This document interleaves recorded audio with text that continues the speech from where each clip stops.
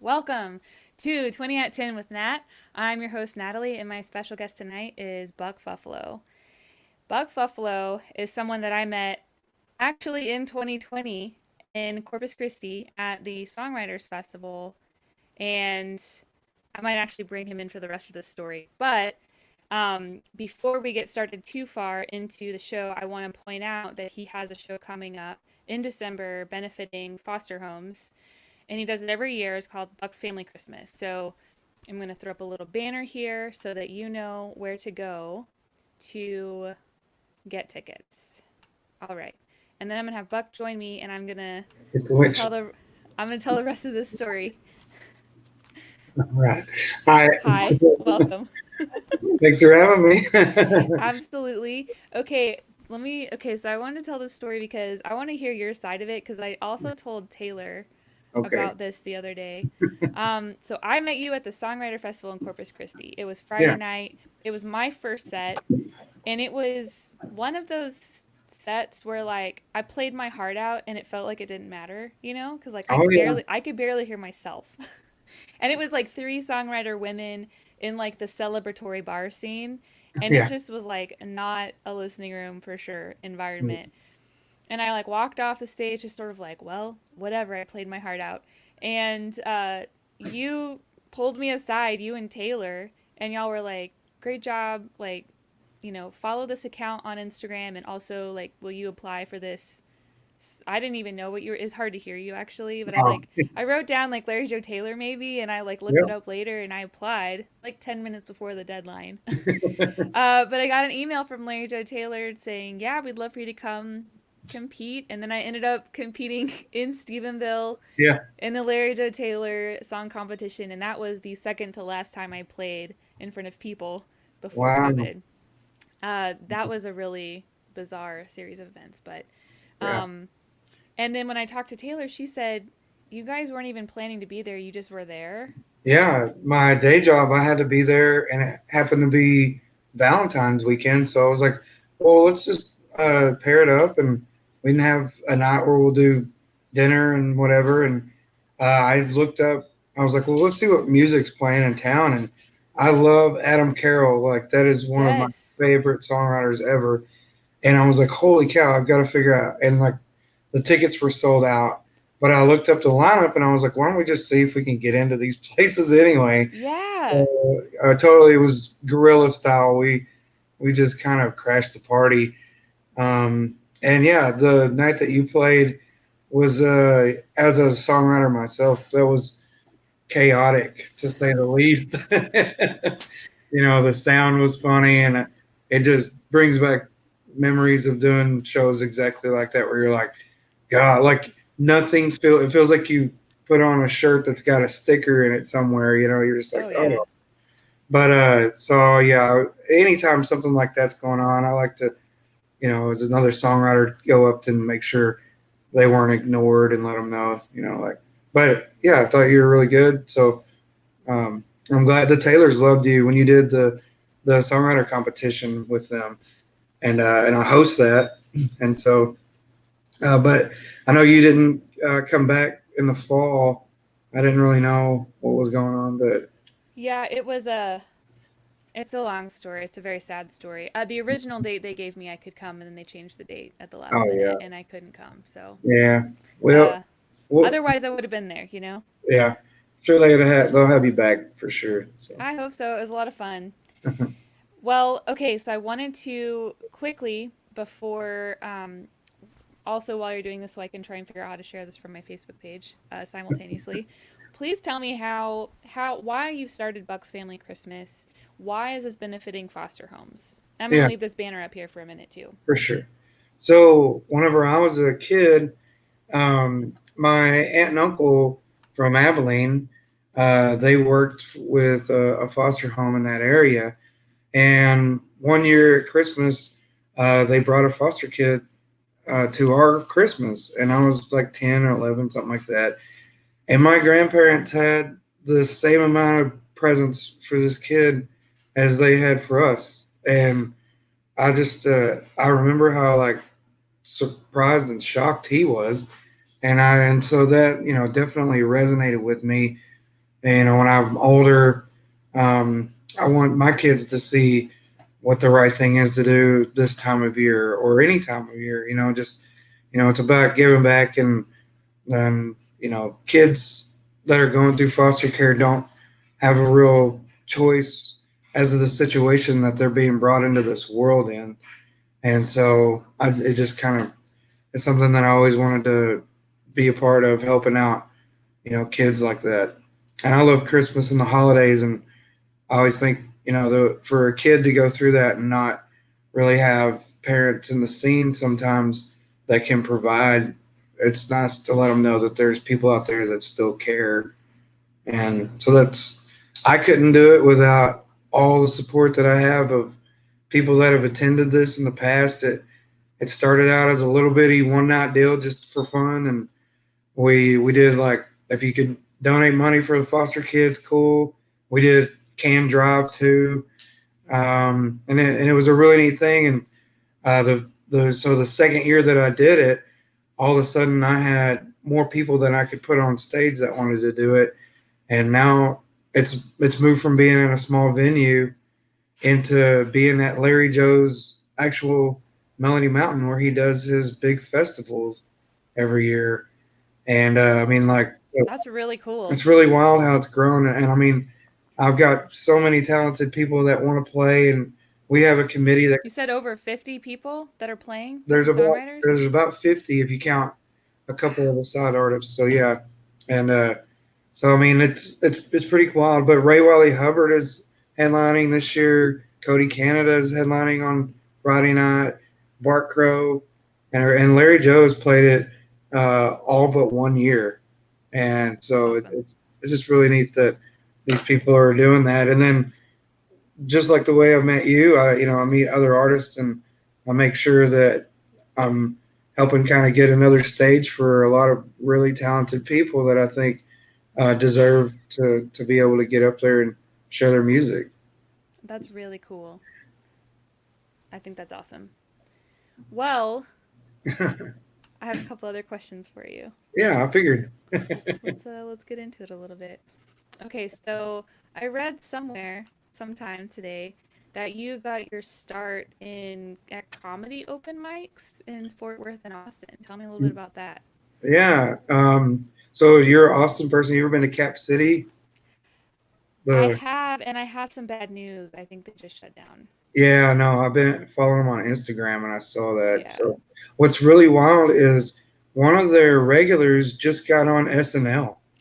That's awesome. Oh Yeah, my gosh, that's I so can't cool. remember his name, but I was like, that is so cool to me that somebody going out just like we do with our music, they just put in the time, and a buzz got out. They had less followers than I did on Instagram. It That's kind of blew awesome. me away, but yeah. So now they're on SNL. You just never know. But I would kind of go up there, and I thought people really liked all my campfire songs and all the silly stuff. So I really thought that was the avenue at first, and that's why, my stage name is Buck Fuffalo. It's fun to say, and Yeah.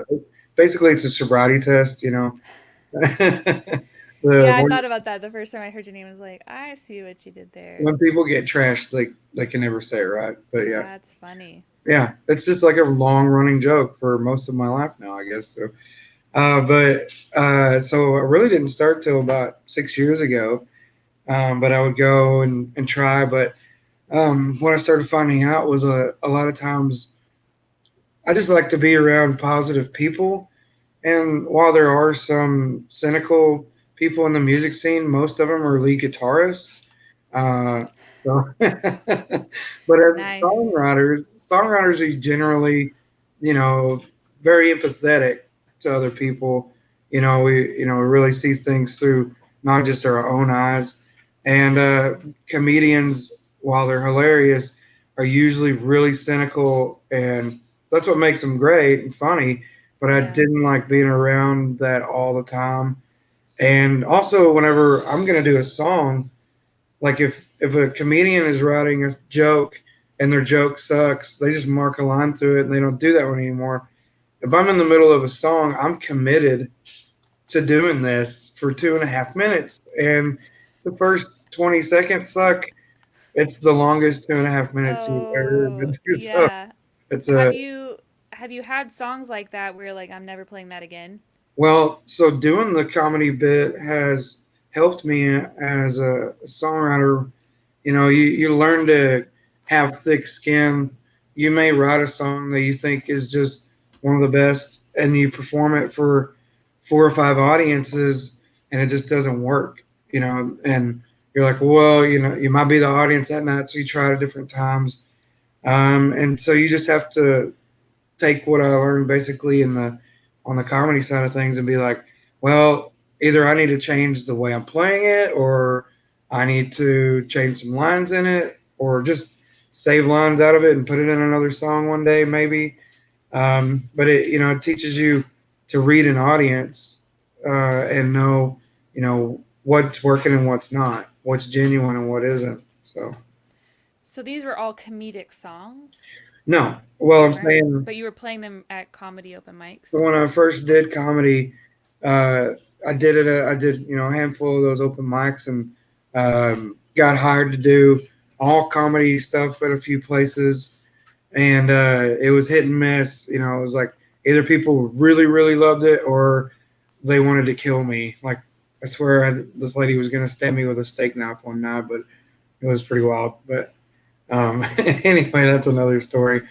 But so I've adapted. I met other songwriters and just got asked to do more songwriter stuff. And all of a sudden, I think because of the fact I could throw a funny song out there every now and then, it made other songwriters want to do a show with me because it wasn't as boring.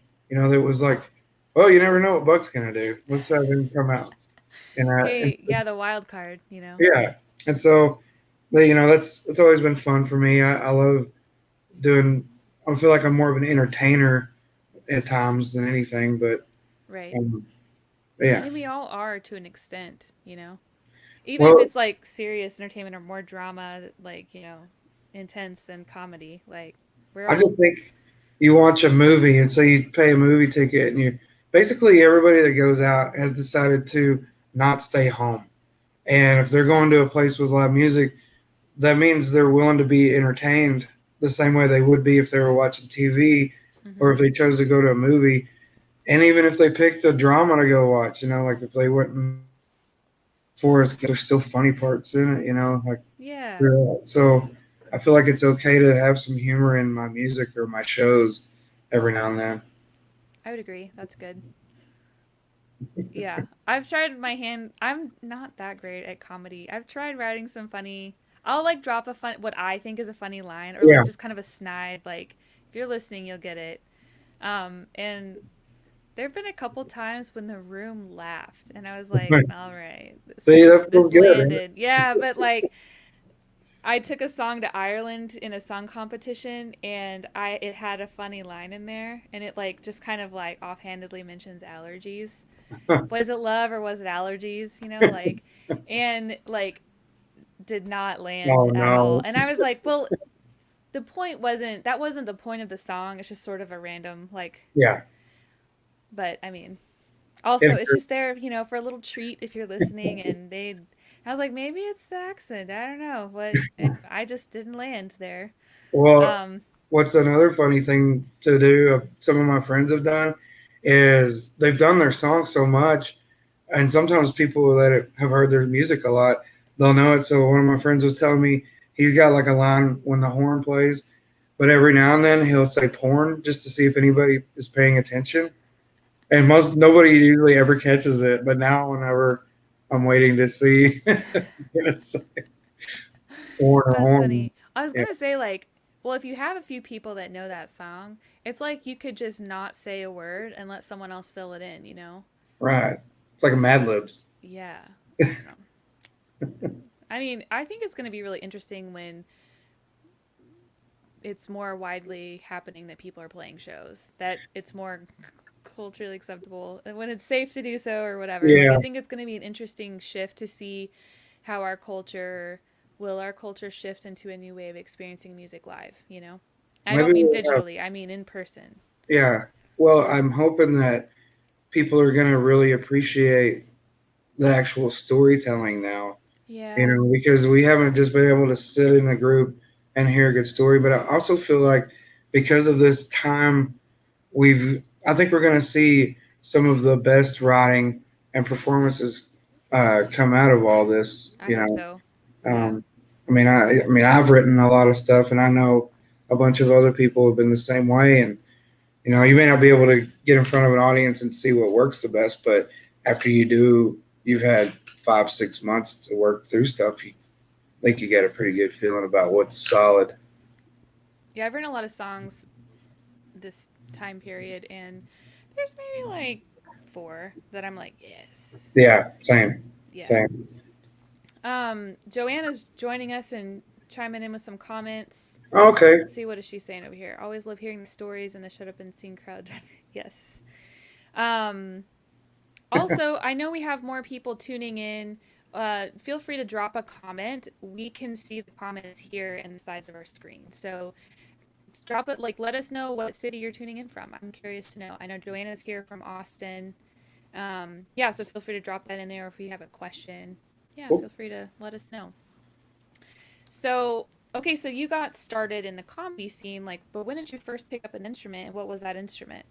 Well, when I was in high school, I had a really bad car accident, and I was in a wheelchair for 3 months, and Wow. I was care flighted. I mean, it was really bad, and I was all into athletics. I thought I was gonna get a scholarship playing baseball somewhere. I was pretty good at baseball, and then so everything changed. And then my senior year, hey, speaking of which, Corey Switzer, that's one of my old cousins. So um, he's watching now, but so I lived in Cross Plains for a little bit, and I when I moved back to Stephenville, I was kind of lonely. I made all these friends, and so I just started picking up a guitar, and that's kind of where it started.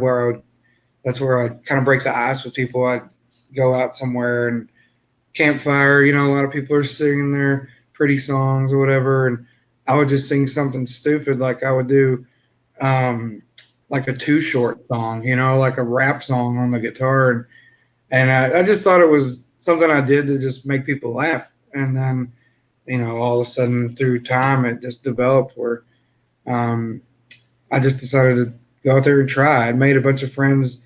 I used to work at the Tarleton radio station, Okay. and so I'd made some friends in the music scene that were songwriters in this area. And I was fortunate enough to let them, or they let me try to do some opening, and this just kind of turned into I would get asked to do this show and that show, and I've stayed busy ever since. That's awesome. And you just released a single this summer, right? Yeah, I was a big baseball guy, like I said, but this was the worst chance I could have taken to do a song about minor league baseball when they canceled the minor league baseball Oh season. my So gosh. yeah, Yeah. I was like, well, I don't want to be one of those guys that has this project and then sits on it for a year or two. I've seen some of my friends do. And I Yeah. was like, yeah, I've got it. Let's just put it out. People are, because of everything that's going on, they might want music. So I Right. decided to do that. And so it's kind of a throwback. It's kind of like the old Center Field by Fogerty, but it's my version basically. Nice. Do you have another project in the works? Well, during this Christmas show that we're doing, we're going to record my set live. And so if you come to the Thursday night, it's going to be intimate. We're following all the COVID rules, in case you're worried, but it's going to be just a sit down evening, dinner provided. And I've got two other guys that I've been doing a side project with we call ourselves the Cowbirds. And Nice. it's like 3-part harmonies, and they're Oh, gonna jump on stage, and we're gonna do part of it my set and part of it theirs, and so we'll see how that sounds, and then hopefully we can release that as well. Um, but always good to try to have something going on. yeah, absolutely. Um, yeah, Joanna's chiming in. What was Yeah, it? whenever I was looking up, so she's mentioned that they canceled a lot of minor league teams. It was kind of wild because I literally went to every single minor league baseball's website to look up who I might could send my song to when the season Oh started. That way they could no. play it at the games. I thought that would be really cool. Yeah. And some of them were like, "This is it. Like, if we don't open, we're never gonna have a team again." Oh And so, yeah, gosh. it's kind of wild. Little bitty communities, and I love the sport so much, and you don't think about like the people that work there every day. No matter how old they get, it's kind of cool if you like baseball. So, Yeah. but Yeah, we've lost a lot this year, for sure. Well, tell me a little bit about. So you were kind of starting to play songs around campfires. This was either you were in a wheelchair still, or you were out now, and you were no, breaking no, the but ice with people. yeah. So kind of the timeline from that was my sophomore year. I had my wreck, and then I was in a wheelchair, and then a walker, and then because I was not going to be in athletics, I moved to Cross Plains, and then there was um, just needed to move back to Stephenville, and ended up. So it was just kind of a 3 year window there. And then I started college, and that whole transition from meeting new people and trying to make friends, and sometimes a guitar was a nice icebreaker at campfire, college parties, or whatever it might be. Yeah. And so that's kind of where all that went. What would you peg as like your first real song that you wrote? Like where in that timeline? Oh man, I used to do parodies, so like Okay. I don't know. This is Like something, Weird Al, kind of? yeah, but worse, like more offensive somehow or another. So the big hit was a parody of Creed's "Arms Wide Open," and instead it was "Legs Wide Open," and it was a Ah. yeah. So I don't do that one anymore. Well, what about what you would say like your original, like So whenever I when did you branch started, out and do that? yeah, whenever I decided to kind of, well, I would just write stuff, and I thought, well, that seems like a pretty good song, and then you finally get over the hump. Everybody's heard all the silly stuff. You're like, I'm gonna, yeah. And my cousins over here, like my buddy. That was another one about the My Buddy doll. You remember that from the '80s? A really offensive song that I don't do anymore. But I started trying to do real songs, and then watching other songwriters and artists play, I learned how to, work on my tone vocally. Or you realize your voice is just as much as an important instrument as a guitar, and not only the stories you tell them with that. So it kind of went from this little, like, really, silly stuff to let's make some real music, but have some funny parts in it, to just now here's a straight up serious normal song or a sad song or whatever. And so it's all just kind of blended in together now, where I kind of have a variety throughout a set. Cool. Do you have a song that you feel like is your breakthrough song? There's a clear moment in my head when I wrote a song that was really different than everything else. Like, do you have a song of that in your mind? Yeah, I would say that's probably the first single we ever got on the radio, Oh. was "Wishing Well," and it felt real. There's a lot of it's basically about somebody losing themselves to all sorts of different situations with drug and alcohol abuse, and but at the end there's still hope to crawl out of that if you find yourself there. Yeah. And just the whole arch of that song, I feel like, was like, man, okay, like every time I play it, people were moved. um it was I've had people. I played in Denver one time, and these people randomly came. It was a street party that was basically hosted by my friends, but I'd posted about playing it on my social media, and this couple who had heard my stuff on Spotify in Dublin or in Denver came to watch that specific thing. And because that song meant so much to this guy, he was a heroin addict for X number of years, is what he told me. And like that song said, it hit really close to home. So that was really cool to be able to touch people with music that far away. You just don't realize that's going to happen. So Yeah, what would you I see we have a question coming in here. I'll ask it in a second. What would you say for you, kind of go tagging on to the end of that story, what about music means the most for you? Well, here's one of my favorite things about going into music is that if you'll go to a restaurant or it could be a bar or whatever, but you'll notice there's you typically a group of people together, and they don't really interact with the other people next to them. But with music, I'm able to enter all of these people's lives right then, right? And because of that, I've gotten to do so many things that I would have never done had I not decided to get on stage and play music. And so I've met so many wonderful people. I've gotten to, go stay in the most beautiful home you've ever seen, like in Steamboat Springs. And I got to go to Ireland twice, just stuff that I never would have thought. Like, you get told you need to get your degree and get you a job, and then you can take care of yourself and do all that. But the wildest thing is I feel like my guitar and my songs have allowed me to see the world more than I ever have with my college degree. It's kind of wild. Yeah, that's crazy. Sounds like connection means a lot to you. Connection with music, through music. Yeah, I love that. No matter if you do it right, you can draw an emotion out of somebody. Yeah. And like I have this song I wrote about a dog that used to hang out at the Greenwood Saloon. It's this little bar in Bluffdale, Texas. If you've never been, you got to go. It's like my favorite place in the whole state. Um, and a little bitty old dance hall from the 1800s or whatever. Well, this dog used to come over on the weekends when it hear music, and then just sit on the stage. And then one day the dog wandered to the highway, and a bunch of grown men sat around and cried over a dog and everything. And I wrote this song where it's about that dog and my dog, and it's kind of funny, but it also is sad at the same time. And like it's wild to know that you can affect the audience in a way where they are laughing, and then 30 minutes or 30 seconds later you can get them to cry, and you're just like, man, that's so wild, the power of a song, and you can And a go good from the story crying. too. Yeah.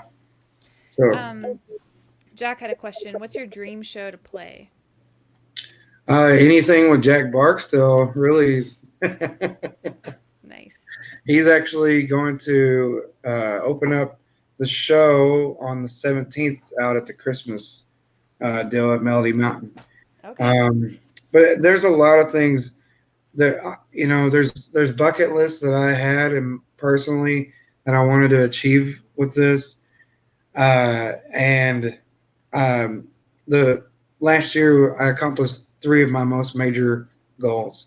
So I wanted Awesome. to release an album, I wanted to have a song on the radio, and I wanted to play Larry Joe's Texas Music Festival. That was the biggest, Texas music, and I did all three in that year. Awesome. So it was Congrats. huge. So now it's like, okay, things that I thought were pipe dreams, maybe I can start setting those up for my next goals. Yeah. And so, now I've checked out, like, I would like to play a show in every state. I think that would be really cool to say one day.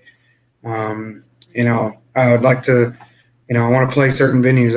Billy Bob's is like, you know, I've seen some of my friends achieve that here recently in the last, year or two. And so I know it, with hard work, it's obtainable, so those are little goals like that. Those are, I don't know about dream show, but something like that would be, my bucket list things that I want to do. Those are great. I like it. You ready for the random pop questions? Yeah, sure. All right. Have you ever had a bad drug trip? That's a random thing that you just pulled out of there. Yes. I promise. They're all different Okay, questions. so this is You don't have wild. to answer if you feel awkward. Well, so one time I went to Denver and did the same show. I did my show. I get off stage and people are enjoying it. They want to say hi. This guy hands me a drink and I think it's a shot. So I take it like, thanks, man, cool. And it was warm. And I was like, what was that? And he was like, it's mushroom tea, man. And I was like, no, I don't want to do that. Like that. And I'd already taken the drink. So then I just went and I found a couch and I just hid. And I was walking by some people, and two of my friends were having a conversation, but this is what it sounded like to me. And the other one goes, and I was like, I'm out. I'm going to, Wow. yeah. So Oh that's my gosh. that's the best way I can answer that, I guess, is that happened, but I didn't like it. Wow. I'm sorry that happened. That's like what women are afraid of happening at bars just Yeah, normally. But like I can't not a believe. mushroom trip. Yeah. Have you ever met a famous person? So the old Dukes of Hazard show that was on TV back in like the 70s and 80s. The Bo Duke with John Snyder came to one of my Christmas shows one year with Ruth Buzzy, who was like on Hee Haw and Laughing and all that stuff. And it was just random. They pulled up. We're out in the middle of nowhere, Melody Mountains, like out in the woods down a private road, and they pull up in a limousine and get out. I was like, holy cow, I can't believe they're here. It happened to be my birthday, and Bo Duke from the Dukes of Hazard got on stage and sang me happy birthday. It was, What? yeah, Oh swear. my gosh, that's awesome. It was so crazy.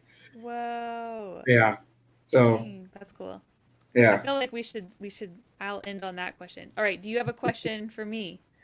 So, once upon a time, I ran a beer and wine campaign to legalize beer and wine sales in Erath County because you had to drive out of we were a dry county. So I thought, well, maybe play off of that. If you could change or make a new law, what would it be? I guess I haven't thought about it. There's not anything that you were like, man, I really wish that shouldn't be illegal, or I can't believe people are still doing this. That should be illegal. Uh, that's a good question. Well, I know I watched a few of these shows, so I thought I'm gonna ask something that nobody would ever ask before. Well, yeah, no one's asked me that. I would say, well, I mean, like, I guess it's fine. I'm not like super hardcore, like, why is this the thing? Yeah, But it did a law that surprised me just because, like, I didn't drink for a really long time. Um, and I would only maybe drink out socially with people. Like, I never purchased it to take home, you know? yeah. And it shocked me. I was having brunch with a friend on a Sunday, and she was like, "Oh, we have to wait till 11 to buy or whatever." And I was like, "Oh, it's because it's Sunday." I just Yeah. hadn't. I was like, "I guess that's fine." It just was like super weird. But I'd also never like. I don't know. It just was like, oh, I mean, it's just an interesting thing. Well, So I've gone grocery shopping before on Sunday. You go while the church crowd's in church, and then that's happened a few times where I'm like, I have it. And the first time I remember trying to buy like 6 pack of beer or something, and they're like, you have to wait till noon on Sunday, and I was yeah, like, it must be oh, man, noon. you're in the grocery store. Like, Yeah, I'm not even gonna yeah, drink this till later, but I'm already here, and I want to come back to the store later. You know? yeah. Well, now there's curbside pickup, so you can just come back. Yeah. Curbside, have someone bring it out to you. Here in Stephenville, I have to, if I want to do curbside, I have to do it a day in advance. Well, if you want to do it for free, you got to do Oh, it is in that it? advance. If you Oh, want to pay $5, I think you might be able to do it day of. huh, okay. Hadn't looked. But I mean, I'm kind of cheap sometimes, so I'll be like, I mean, I can wait a day. I'll spend Yeah. $5. All right. I don't know. Um, okay. Uh, I will answer a couple of random questions too. I'm not going to All make you do right. something I'm not willing to do. Have I ever spent a night in jail? I have not. Some of Lucky. mine are really boring though. Have you? That was gonna be for you, and I chopped off the questions. Yeah. You had two great stories. So, um, have I ever had to apologize for my behavior to someone in customer service? Um, maybe. Well, like it wouldn't. No one else has. Oh no, actually yes. Uh, but I was the one in customer service. Um, so I worked at this Christian camp off Lake Travis, and one summer, was it my first summer? It was my first summer. to work there. I was a lifeguard. And there was this band that came through that played music, the worship music for all of the camps, or for all the students that week. And, we had a new band every week or every weekend for whatever new camp was there. And this particular band had a lot of like younger dudes on it, and they went crazy. Like at night, they would like steal our golf carts and like flip them and stuff, and like would destroy Whoa. camp property.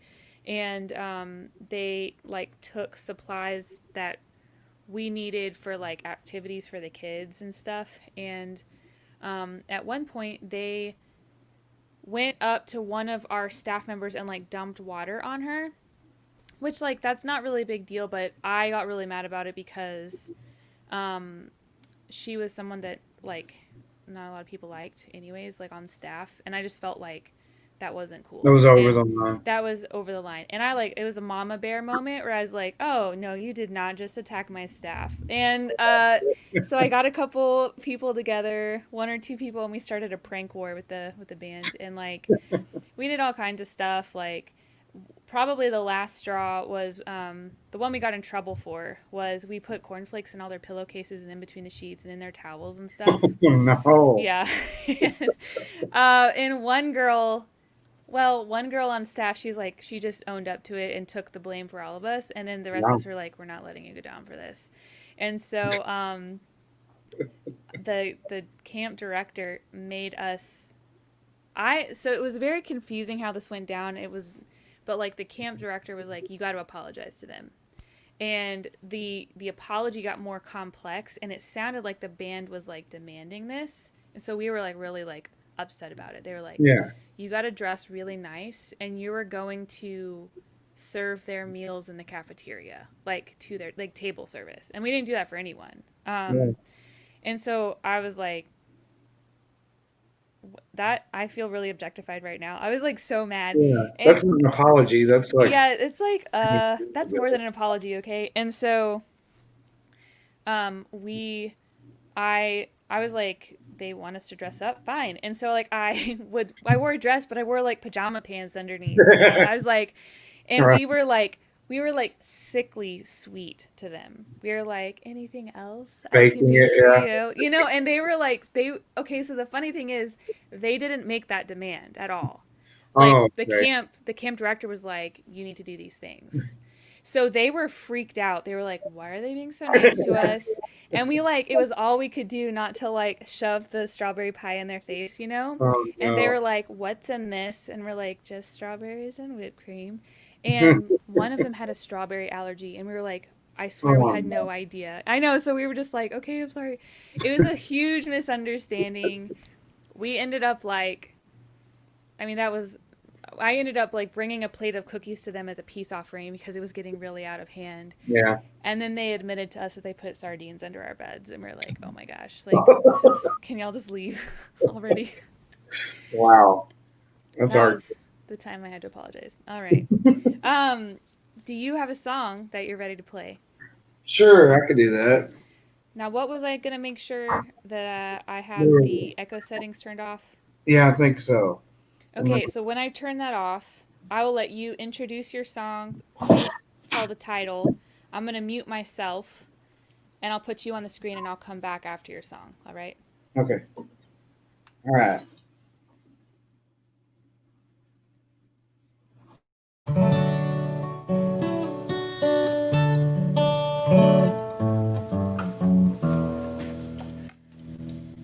Well, I might want to make sure it's in tune a little bit. Y'all might like that a little better. This song is called Nashville. Basically, it's about a couple of towns that I really wouldn't want to live in. Not that there's anything wrong with these towns. I know myself well enough to know what I need in order to feel comfortable. And yeah, I know I say the word comfortable weird, but that's the way I say it. So. But this is actually the second verse is about Austin. So Natalie, I know you live there. Try not to be offended. I think you'll make it through and understand.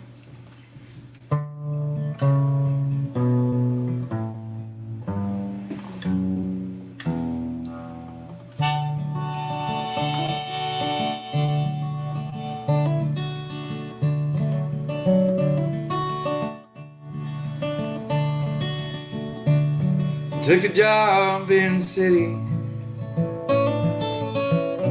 Turn your hobbies into gold. And you want me to come stay there, but the streets, they feel so cold. You say all the art and culture outweighs all the highway drone. I can never live in Dallas, baby. Can't call Dallas home. Got a lot of friends in Austin. They swear it's the place to be. And I love the hills and music, but the buildings confine me. Despite all of its good people, I just need a place alone. 'Cause I can never live in Austin, baby. Can't call Austin home.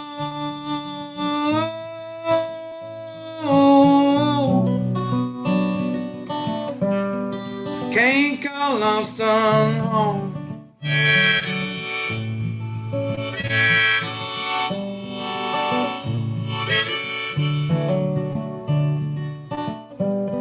And I just might be wrong and stubborn as a mule, but I'm out in green pastures where they label me a fool, fool, fool. And I could have gone to Nashville, writing songs and seeking fame, but their voices are too perfect, and I've got too old a face. But those Music City dreamers, it's a passion that I know, but I can never live in Nashville, baby. Can't call Nashville home.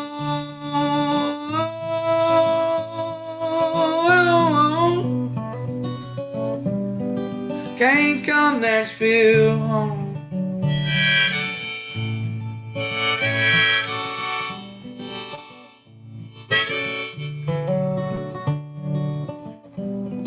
Can't call Nashville home. Can't call Nashville home.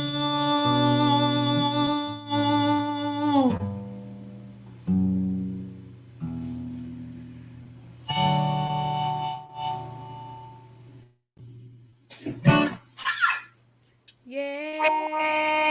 All right.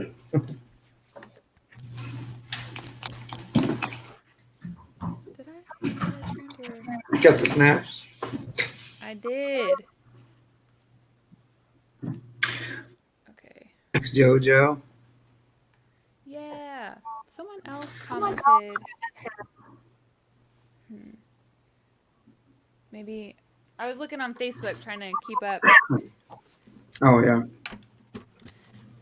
I'm getting an echo, but I turned the echo. So I'm going to mute mine while you do yours and see if that helps. Okay, cool. All right, this one is called I Couldn't See. And it's a new one. It's a new one written this, I guess, like a month and a half ago, maybe.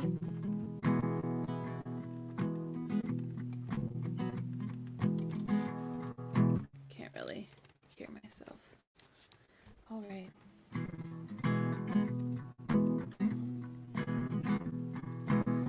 We took a plane that summer to Seattle. We were 4 months in. I said I loved him, but I didn't like when we were kissing. I started growing my hair out. He said he liked it long. Mondays at the Red Eye Fly, playing to an empty bar. He was in the corner waiting there to get my stuff into the car. I thought him sweet, I couldn't see there was something deeper going on. He's telling me that I'm the one.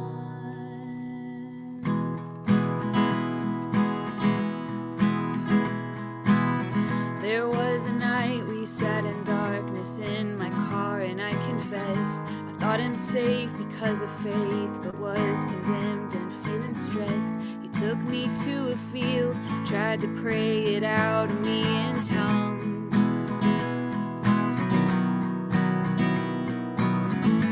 He's telling me that I'm the one. I couldn't see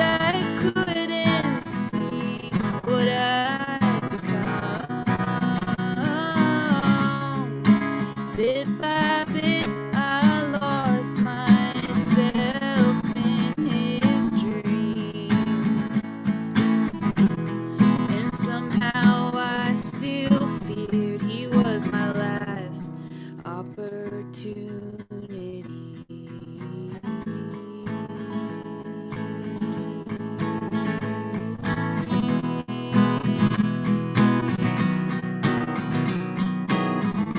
He's telling me that I'm the one. I couldn't see what I'd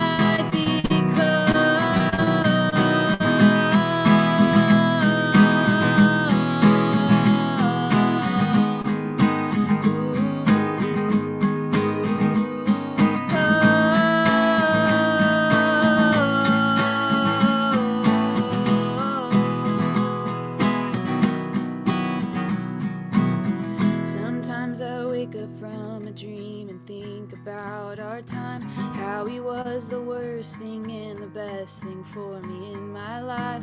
Had to feel the flames of the fire to find the will to run.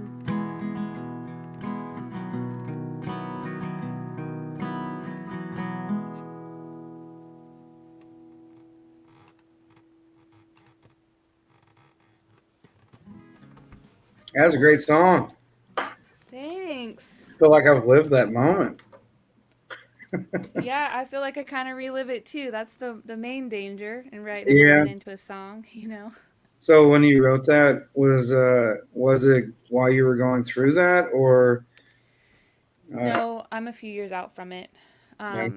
But I've been listening to an artist that has been inspiring me to open up previous moments and share previous moments that I have maybe considered off limits or not writable for some reason, and just go ahead and write about them and write about how it made me feel and what I realized was toxic about it or whatever. Yeah. And so that was my first kind of deep dive into that. What'll be interesting, I think, for you as you go through moments in your life, you'll write it and it almost fossilizes that emotion, and so 2-3 years from now you'll go to sing that song again and know you're not the same person you were in that moment. Mm-hmm. But a lot of times, when else would you hold on to something like that if you weren't a songwriter? Right. But somebody in your audience might be going through it right then. Right. And so, yeah.